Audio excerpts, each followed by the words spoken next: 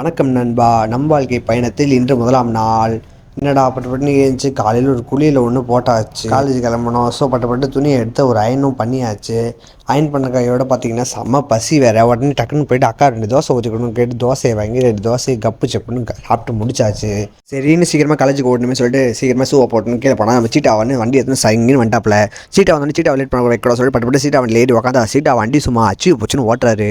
நம்ம காலேஜ் போனால் வடபழனியில் போய் இறங்குவோம். வடபழனி எங்கிட்ட பசங்க கூட சேர்ந்து ஒரு 4 குத்திட்டு அதுக்கப்புறம் அங்கேருந்து கும்மால மஸ்ட்டு அங்கேருந்து வண்டியில் ஜாலியாக பேசினே கதைச்சிட்டு போவோம்.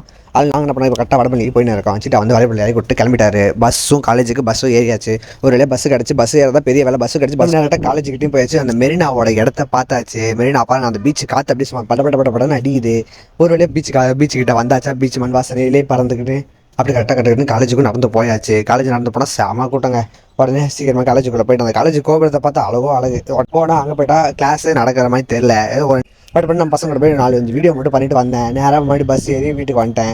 வீட்டுக்குள்ளே போனால் அவங்க சுட சாப்பாடு ரெடி பண்ணிட்டாங்க. சாம்பார் தோசை களியில் பக்காவாக சாப்பிட்டு முடிச்சுட்டு தெம்பா வேலைக்கு கிளம்பியாச்சு. அவ்வளோதான், வேலைக்கு போயிட்டு வேலையும் முடிஞ்சிருச்சு. வீட்டுக்கும் வந்தாச்சு. தோசை சாப்பிட்டு படுத்துடலாம். காலையில் எழுந்திரிக்கணும். இதோட இந்த வீடியோ எண்ட் பண்ணிக்கிறேன். மறக்காம நம்ம பேஜுக்கு சப்ஸ்கிரைப் பண்ணி ஃபாலோ மட்டும் பண்ணிடுங்க. தேங்க்யூ.